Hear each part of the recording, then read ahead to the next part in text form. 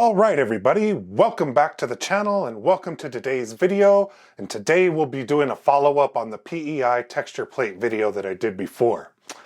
After a couple of weeks of using it, I do feel like my feelings and my opinions about it have changed to some degree. And today we'll be going over what opinions have changed and exactly what I've experienced over the past couple of weeks. So sit back and relax, and I'll meet you in the studio. Len Dizzle Production.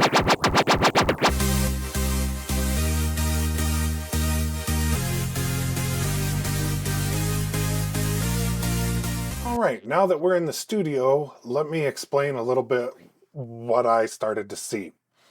So what I started to see is on prints that I had that came out to these edges here, things that I put in diagonally to get longer lengths, just larger prints that were out here towards the edge. I noticed that there were some defects on the edge when using the texture plate that I hadn't seen before. Also, I've noticed a lot more failed prints, meaning that midway through the print, part of this stuck up and the print head caught it and it pulled the whole print off the plate and then spaghettified everything on there. So since I've had this textured plate, I have had a lot more failed prints from that, and I've seen some defects, which we'll look at some of those today as well. So that does change my opinion a little bit for the texture plate from what I had before. So let's go over what I did to kind of showcase this today. Again, not a scientific test, but I just wanted to kind of get this out there because my opinions have changed a little bit since my first video. So a lot of you have asked about the LiDAR, and I really think that that's what's causing the issues here with the small little defects and stuff everywhere there. So I thought what might highlight this, and what did sort of kind of highlight this a little bit, is to run some bed leveling tests on the textured plate and then run the same bed leveling tests on the cool plate. So what I did is I ran a couple of versions of this one. When I peel this one off the plate, it kind of ruins it, so I can't do that. So I only saved one of each of these, but I still think it proves the point. But I did plant multiple ones of these for both the cool plate and the texture plate. So let's go over the results of that and my final overall opinion of the PEI texture plate. All right, first let's take a look at the cool plate and the 3 sheets that I printed out with this. And as you can see, very consistent. I don't know how well that's coming through on the camera. Very, very consistent.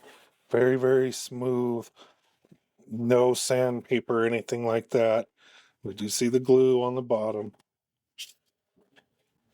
And on this one, we see just a couple of rough patches.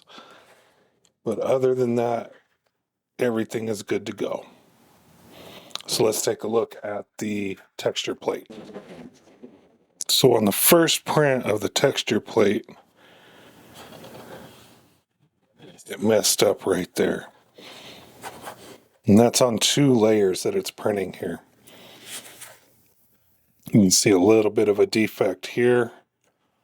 This one as well. But it did print out 2 that didn't have any defects at all. So 2 of them worked, 2 of them didn't. On this, however, every single one of these that I printed had some pretty significant errors.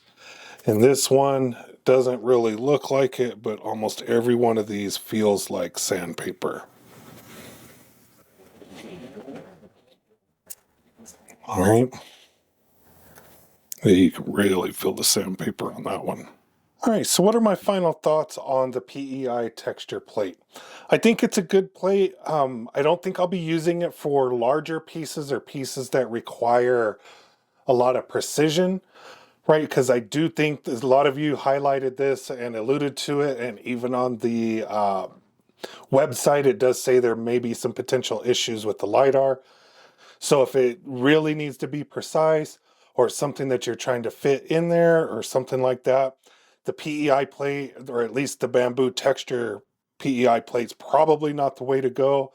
I'd recommend the high temperature plate, engineering plate, cool plate, one of the other plates over this one for those reasons, specifically for the LiDAR. And it does look like the LiDAR affects bed leveling, just not on every print. So it's a little bit hit and miss and a little bit hard to gauge. So which build plate am I going to use in the future?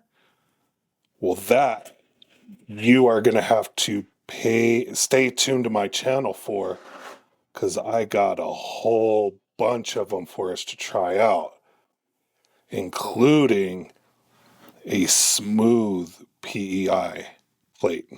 So stay tuned to the channel. We're going to check out some more plates in the next video. Hope you guys have a great day. See you on the next one.